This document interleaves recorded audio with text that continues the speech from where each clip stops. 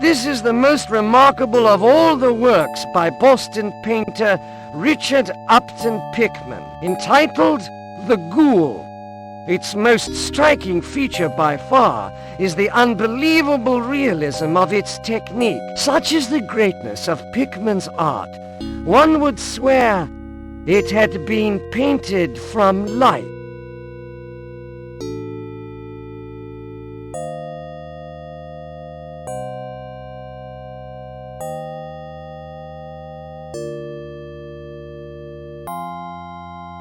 It was undoubtedly Lovecraft's passion for astronomy that enabled him to detect those vague cosmic presences milling on the very outskirts of the universe and the endless abysses of the beyond.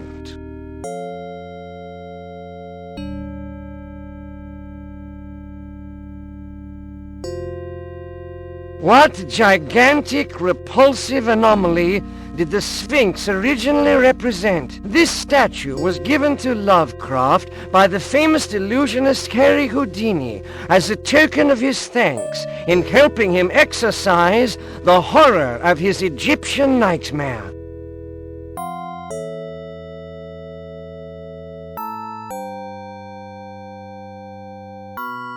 An interesting indicator of the French branch of the Lovecrafts. After a successful escape from the prison of the Dole, Garnier made for England, where he passed himself off as a Protestant fleeing persecution. On 6 September 1620, he boarded a ship, the Mayflower, sailing for America.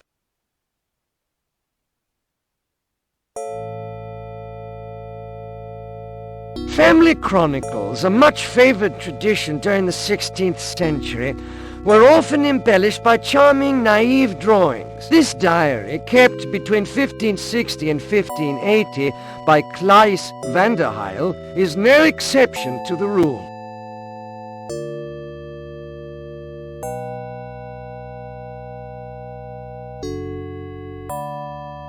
This file contains unspeakable drawings from the pen of Goya, who always repudiated their authorship.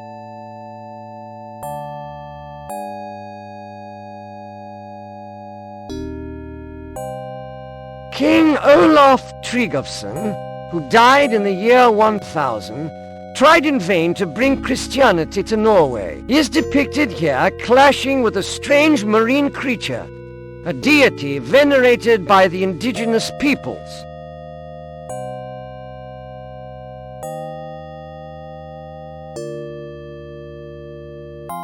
The legacies of sacred art include such admirable works as this detail from the Church of Chauvigny from the 12th century. It is still unclear what the builders of these cathedrals used as models when sculpting these demons.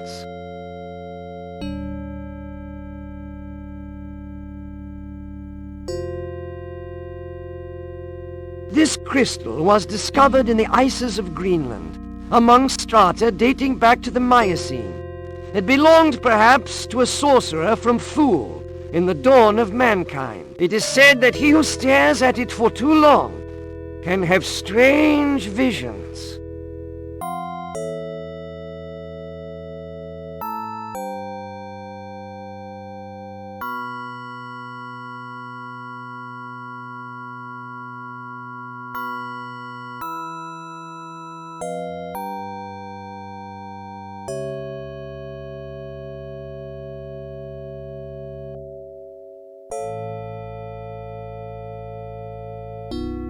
This unique item is Eriksson's viola da gamba, This prodigious musician of German origin, who lived on the Rue d'Orsay in Paris, never performed in public. It was rumored that he played only for certain events, a fact not obscured by his tragic disappearance.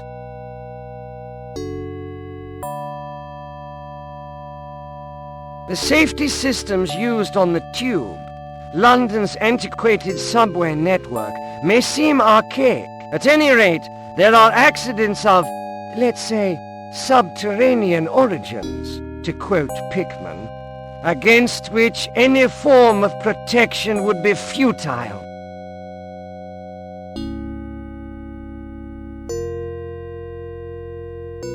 The reasons for the disappearance of the famous explorer Amundsen are known to us only by virtue of the manuscript found next to the severed head of Robert Drumgold at 87 degrees latitude south.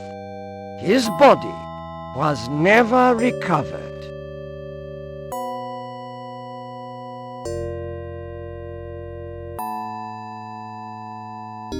The Dead Sea Scrolls discovered in 1947 are still kept secret. For some learned men, they are in fact famous Narcotic manuscripts.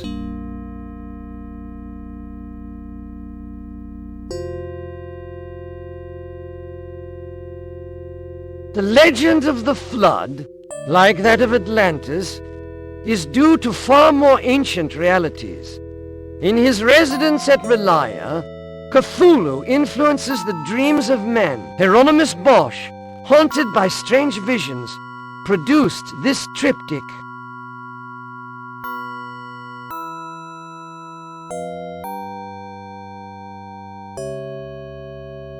The Aztecs hinted of the goddess Orihona, whose hands were webbed.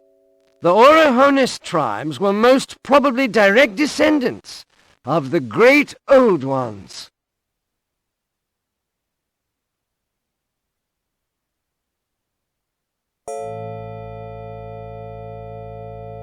This statue was offered to Jason Wechter, the Boston music and art critic, shortly before his disappearance.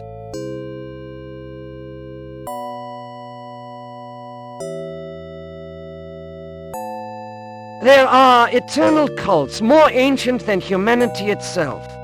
Thus, Ithaqua, the Walker of the Wind, is known in Canada as Wendigo, a monstrous caribou carried by southern winds. Closer to our climes, this hideous creature is known to children under the name of Father Christmas.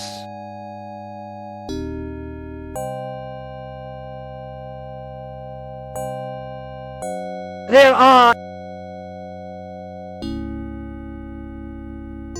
thanks to this strange ring, or because of it, a Mexican worker named Juan Romero was given a role, a cosmic role in a mine in the west of the United States.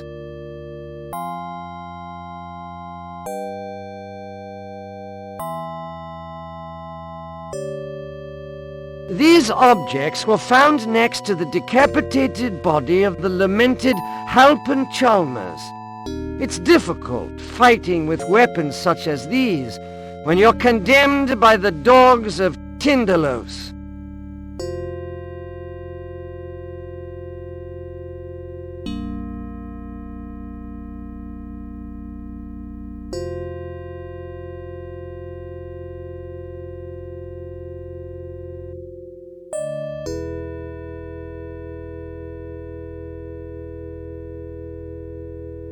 Many travelers, among them the celebrated climber Reinhold Messner, have reported sightings of these creatures on the high plateau of Tibet.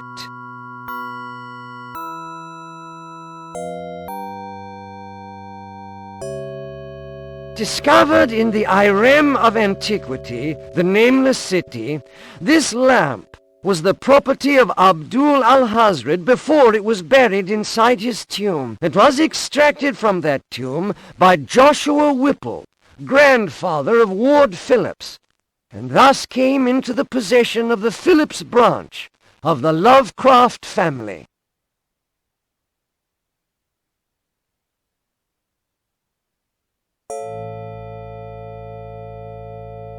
The activity of Cthulhu's worshippers can be the cause of certain regrettable incidents. The schooner La Salle, attacked off Long Island on 17th December 1819, bears witness to this.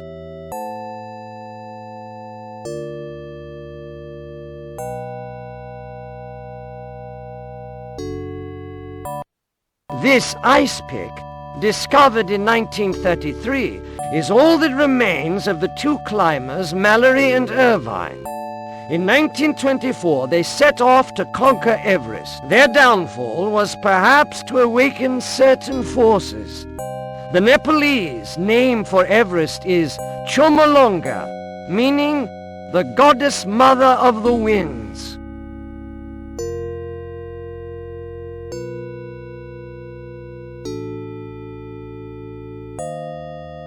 This strange statue was discovered among the marshes of New Orleans by Inspector Legras in the course of an eventful inquiry.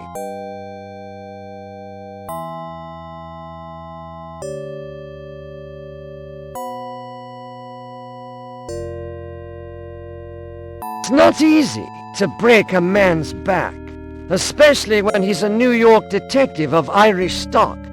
But it is difficult to lead an inquiry into cosmic evil, as was the case in the Red Hook affair.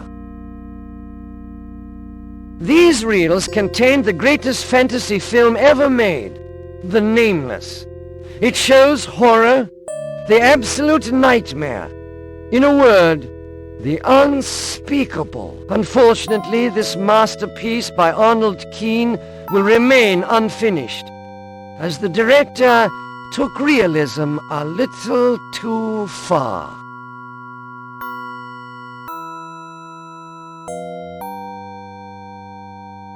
This tape tells the story of the town of Zebico, destroyed by a strange creeping fog.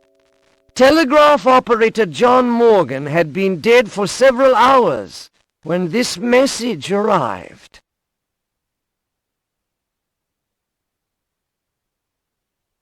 The medical bag of Herbert West appeared to the likes of Pasteur or Ambrose Paré. After enlisting as a volunteer in World War I, he worked with enthusiasm wherever others were repulsed by the sight of hurriedly mutilated bodies. His career came to a brutal end with the outcry that accompanied the results of his experiments.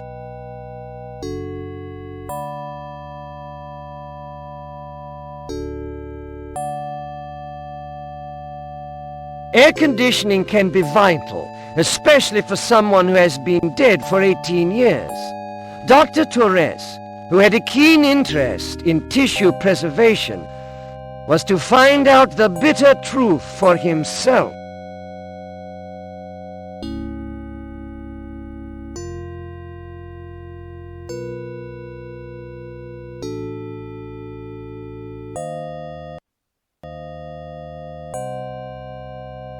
A museum worthy of its name simply had to own the sadly infamous Necronomicon, written by the demented Arab Abdul al-Hazred. This unique copy was the property of Charles Dexter Ward.